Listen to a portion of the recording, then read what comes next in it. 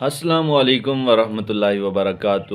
ایک مرتبہ حضرت سیدنا غوث اعظم رحمۃ اللہ تعالیٰ علیہ کے والد گرامی حضرت ابو صالح موسیٰ جنگی دوست رحمۃ اللہ تعالیٰ علیہ، آپ ایک مرتبہ نہر کے پاس بیٹھے ہوئے ہیں، تو وہاں پر آپ کو بھوک لگی ہوئی تھی، دیکھا کہ نہر میں ایک تیرتا ہوا سیب آ رہا ہے، تو آپ نے اس سیب کو پکڑا اور کھانا شروع کر دیا۔ جب کھا چکے تو اس کے بعد آپ کو خیال آیا کہ یہ جو سیب ہے یہ پتہ نہیں کس کا ہے، اس کا مالک کون ہے۔ تو آپ رحمۃ اللہ تعالیٰ علیہ کے کیونکہ دل میں خوف خدا تھا، خوف خدا رکھنے والے تھے، تو آپ اس کے مالک کو تلاش کرنا شروع ہو گئے کہ میں اس کے مالک کو تلاش کروں۔ تو آپ وہ نہر پکڑ کر جہاں سے پانی جس سائڈ سے آ رہا تھا اس سائڈ پہ چلنا شروع ہو گئے۔ آگے جا کر آپ نے دیکھا کہ ایک سیبوں کا باغ ہے، اس کا ایک درخت ہے جس کی ٹہنی اس نہر کے اوپر آئی ہوئی ہے۔ تو حضرت سید موسیٰ جنگی دوست رحمۃ اللہ تعالیٰ علیہ، آپ سمجھ گئے کہ یہ اسی باغ کا، اسی درخت کا سیب ہے۔ آپ نے اس کے مالک کا پتہ کیا، تو آپ کو مالک کا جب پتہ چلا تو آپ اس کے پاس چلے گئے۔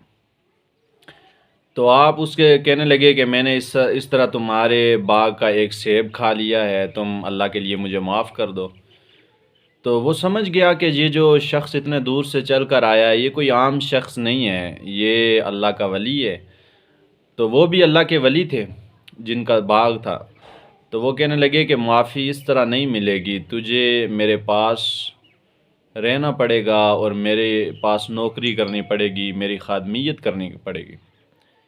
تو حضرت سید موسیٰ جنگی دوست نے کہا کہ ٹھیک ہے، میں آپ کی خادمیت کروں گا، اگر یہی آپ کی شرط ہے، اسی طرح آپ معاف کریں گے۔ تو اس کے بعد آپ نے کافی عرصہ خادمیت کی، اس کے بعد آپ نے کہا کہ اب معافی ہو گئی ہے؟ کہا نہیں، ابھی بھی معافی نہیں ہوئی، ایک شرط اور بھی باقی ہے۔ کہا وہ کیا ہے؟ کہا کہ میری ایک بیٹی ہے جو آنکھوں سے معذور ہے، نابینا ہے، کانوں سے معذور ہے، سن نہیں سکتی، سنتی نہیں ہے، اور منہ سے گونگی ہے کہ بول نہیں سکتی، اس سے تجھے شادی کرنی ہوگی۔ حضرت سید موسیٰ جنگی دوست رحمۃ اللہ تعالیٰ علیہ نے معافی کیونکہ کروانی تھی آپ نے کہا کہ ٹھیک ہے، اگر یہی آپ کی شرط ہے تو میں اس سے شادی کرنے کے لیے تیار ہوں۔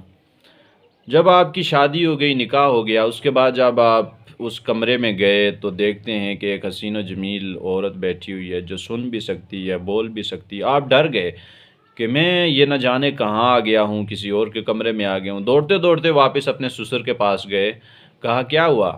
آپ کہنے لگے کہ میں جس کمرے میں گیا ہوں وہاں تو ایک عورت بیٹھی ہوئی ہے، وہ سن بھی سکتی ہے، بول بھی سکتی ہے، دیکھ بھی سکتی ہے، آپ نے کہا تھا وہ معذور ہے۔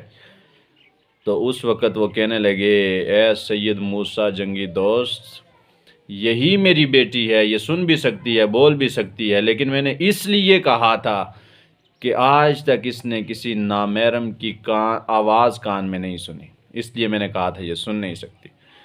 یہ آج تک اس نے کسی نامحرم کو دیکھا نہیں ہے، میں نے اس لیے کہا تھا کہ یہ دیکھ نہیں سکتی۔